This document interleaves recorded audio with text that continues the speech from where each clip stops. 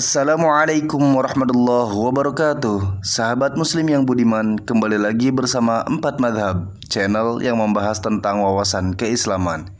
Kami ingatkan, sebelum melanjutkan tayangan ini, terlebih dahulu untuk membaca basmalah dan niatkan diri kalian untuk ikhtiar mencari ilmu pengetahuan, agar kita semua mendapatkan keberkahan dari Allah Subhanahu wa Ta'ala. Amin ya Rabbal Alamin.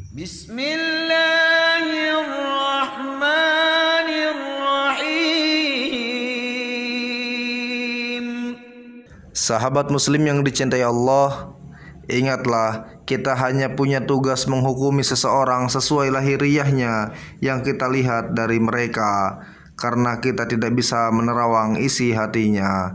Pelajaran ini bisa kita ambil dari kisah Usamah bin Zaid berikut ini.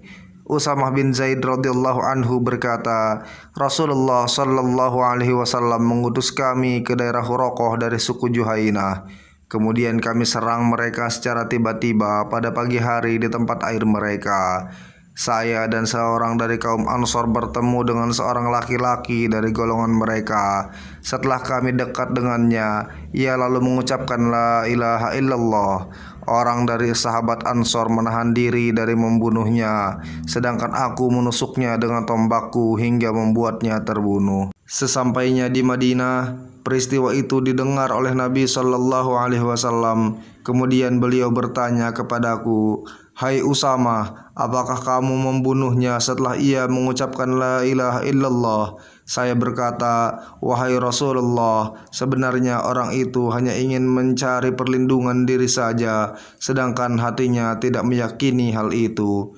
Beliau Shallallahu Alaihi Wasallam bersabda lagi, "Apakah engkau membunuhnya setelah ia mengucapkan la ilaha illallah?" Ucapan itu terus-menerus diulang oleh Nabi Shallallahu Alaihi Wasallam hingga saya mengharapkan bahwa saya belum masuk Islam sebelum hari itu. Hadis riwayat Bukhari. Dalam riwayat Muslim disebutkan, lalu Rasulullah Shallallahu Alaihi Wasallam bersabda, "Bukankah ia telah mengucapkan la ilaha illallah? Mengapa engkau membunuhnya?" Saya menjawab, "Wahai Rasulullah, ia mengucapkan itu semata-mata karena ia takut dari senjata." Beliau Shallallahu Alaihi Wasallam bersabda, "Mengapa engkau tidak membelah saja hatinya hingga engkau dapat mengetahui apakah ia mengucapkannya karena takut saja atau tidak?" Beliau Shallallahu Alaihi Wasallam mengulang-ulang ucapan tersebut hingga aku berharap seandainya aku masuk Islam hari itu saja. Ketika menyebutkan hadis di atas, Imam Nawawi menjelaskan bahwa maksud dari kalimat "mengapa engkau tidak belah saja hatinya hingga engkau dapat mengetahui apakah ia mengucapkannya karena takut saja atau tidak" adalah kita hanya dibebani dengan menyikapi seseorang dari lahiriahnya dan sesuatu yang keluar dari lisannya. Sedangkan hati itu bukan urusan manusia. Kita tidak punya kemampuan menilai isi hati. Cukuplah nilai seseorang dari lisannya saja.